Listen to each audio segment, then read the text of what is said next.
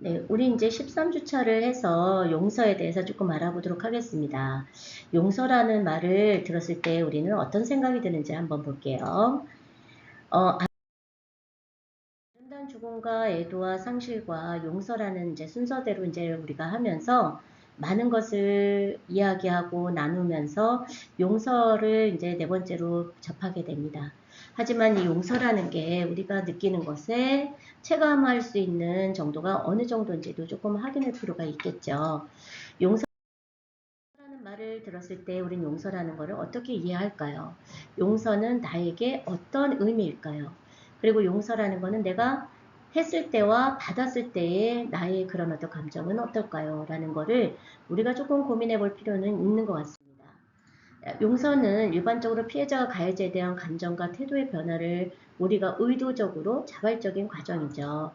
공격적인 마음과 복수 같은 부정적인 정서를 버리는 거고, 그 다음에 어떤 잘못을 보지 못하고 행위에 대한 거죠. 그러면 용서의 필요성을 알지 못하며 가해자가 행동에 대한 책임을 갖지 않고 변명합니다. 또한 그런 어떤 가해자가 의식적으로 깨닫지 못하는 망각이나 법관과 같은 사회의 대표에 의해서 인지된 가해를 허락하는 사면, 그리고 관계 회복이라는 화해와는 다르게 우리는 용서를 바라볼 수 있습니다. 어떤 상황에서 용서는 부채, 융자, 채무 이런 것들을 통해서 모든 것들이 우리 요구들에 대해서 무죄임을 선언하고 포기하는 법적 용어로 용서라는 걸 썼었어요. 그런데 심리학 개념이나 덕목으로서의 용서는 종교사상, 사회과 의학에서도 탐구되어 왔습니다. 용서는 용서하는 사람을 위해서 쓰이는 용어예요. 용서를 받는 사람의 용서가 아니라 내가 용서를 하는 사람들이죠. 가해자 편의 책임에 관계없이 어떤 이제 회생적 정의를 기대하지 않는 것을 우리는 용서라고 했습니다. 로버트 앤나이트 박사는 용서라는 것을 연구소를 창립하면서 용서 연구에 주도적인 역할을 하고 있습니다. 그래서 최근 연구는 어떤 종류의 사람들이 용서를 잘하는가라는 초점에 맞추어서 연구를 하기 시작했어요.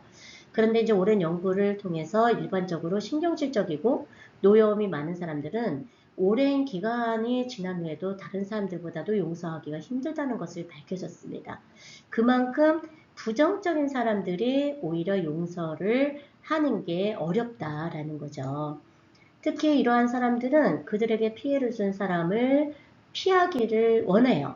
그러다가 보니까 그 상대방을 보기만 하더라도 이제 굉장히 노여운 거죠. 그러다 보니까 2년 반 후에는 복수를 원하기도 한다라는 결과가 나왔습니다. 그러니까 시간이 흐르면 그 사람에 대해 잊혀지고 용서를 해야 되는데 시간이 흐르면은 오히려 더 그 사람에 대해서 분노하고 복수를 원한다라고 하는 결과가 나왔다라는 거죠. 프레드 루스킨 박사는 용서 배우기라는 저서를 통해서 용서는 용서의 효과를 통하여서 학습된다고 했습니다. 북아일랜드 분쟁으로 살해된 북아일랜드의 카톨릭과 개신교들의 가족들을 연구했어요. 그러다 보니까 분노를 덜하고 상처를 잘 감당하고 더 낙관적인 사람들이 여러 상황 속에서 용서를 더 잘하더라. 그리고 동정적이고 자긍심이 많다라는 결과를 냈죠. 근데 이제 그거는 아무래도 이제 카톨릭과 개신교들은 신앙으로 이제 회복하는 경우와 신앙심으로 극복하는 경우들이 되게 많은 경우가 있을 수 있죠. 네, 그런데 이제 그런 부분에 있을 때에 오히려 긍정적으로 생각하다가 보니까 오히려 이제 용서를 잘 감당하더라. 톨스토이는 그대에게 잘못을 저지른 사람이 있거든 그가 누구이든 간에 그것을 잊어버리라고 용서하라고 했습니다. 근데 이게 말같이 쉬울까요? 네, 저도 되게 어려울 것 같다라는 생각을 조금 드는데 우리가 용서라는 거가 우리 자신이 타인들에게 준 상처가 기억되지 못해도 남들이 나에게 입힌 상처가 오래 가는 거죠. 그러니까 내가 누군가에게 상처를 준 거는 기억 못해요. 하지만 누군가가 나한테 상처를 주면 그게 아주 평생 가는 경우도 있죠. 그런데 그게 쉽게 잊혀지지가 않는다는 거는 우리가 사실로 인정이 될 수밖에 없는 것 같아요. 상처의 깊이가 클 경우에는 원한이나 미움과 증오, 복수심 이런 것들이 굉장히 많이 남아 있으면서 평생을 따라다니고 괴롭히기도 합니다. 저도 마찬가지로 굉장히 큰 상처를 받고 배신을 당하다 보니까 거기에 너무 믿는 사람한테 그런 상처를 받다 보니까 용서라는 말을 하는 게 잘 안 되더라고요. 아직까지도 용서를 못하는 상황이 있었는데, 근데 이제 그런 게 어떻게 보면은 스스로 내 자신을 더 괴롭히는 거다라는 말이 맞는 것 같기도 해요. 용서는 잘못을 한 상대방을 위해서가 아니라 바로 나 자신을 위해서, 그리고 개인적인 관점에서라도 배우고 실천해야 된다라고 합니다. 남을 용서하는 과정을 통해 심리적으로 자신이 먼저 치유되겠죠. 내 마음에서 용서받아야 할 사람과 용서받아야 할 과오를 놓아주게 됨으로써 나 자신을 자유롭게 해방시킬 수가 있습니다. 용서는 상대를 위한 것이 아니라 나를 위한 것이다 라는 말이 있는데 굉장히 공감되는 것 같아요. 내가 상대방을 용서했는데 상대방은 그거를 몰라요. 그리고 저 사람이 얼마나 큰 마음으로 용기를 내어서 용서를 했는지도 조차 관심이 없죠. 하지만 내가 용서를 하지 않으면 내 상대방을 계속 미워해야 되니까 내 마음이 굉장히 불편하고 힘들다라는 것이죠. 그러다 보니까 심리학 박사 프레드로스키는 용서는 평온한 감정이다 라고 했습니다. 감정은 자신의 상처를 덜 개인적으로 받아들여지고 자신의 감정에 책임을 지고 사건의 피해자가 아닌 승자가 되었을 때 생겨난다고 했죠. 마음속에 나에게 상처 입힌 사람에 대한 원망과 미움으로 가득 차 있다면 즐거움과 행복을 느낄 여유가 없기 때문에 더 나은 인생을 살 수가 없습니다. 그러다가 보니까 진정한 용서를 통해서 우리는 평화로움을 느껴야 가능하다라고 하죠. 용서를 하게 되면 나는 평안해질 수는 있겠죠. 근데 그게 진정한 용서가 아니라면 그 평안함은 오래 지속될까요? 라는 생각도 좀 듭니다. 용서해야 과거에서 벗어날 수 있다라는 말도 정말 맞는 거고 공감이 되고 이게 조금 맞다라는 생각이 절실하게 느끼기도 해요. 누구도 자신에게 상처 입히는 일이 일어나길 바라진 않죠. 하지만 우리가 과거 일에 집착하게 되면 현재에 집중할 수 없게 됩니다. 누군가를 미워하는데 감정을 다 쏟아부으면 마음의 여유가 사라지게 되겠죠. 용서는 과거에 갇힌 나를 꺼내 앞으로 나아가게 만들기도 합니다. 용서하지 않으면 나도 용서받을 수 없다라는 말이 있죠. 우리가 인생을 살면서 한 번쯤은 타인에게 상처를 준 경험이 있을 거예요. 저 또한 뭐 상처를 많이 준 것 같기도 하고 받은 것 같기도 해요. 이 강의를 듣는 우리 선생님들도 많은 상처를 주기도 했지만 받기도 하셨을 거라고 생각이 들거든요. 그랬을 때 나는 어떻게 상처를 그거를 치유했고 용서를 받았는지 아니면 용서를 했는지를 한번 생각을 해보는 것도 되게 중요하죠.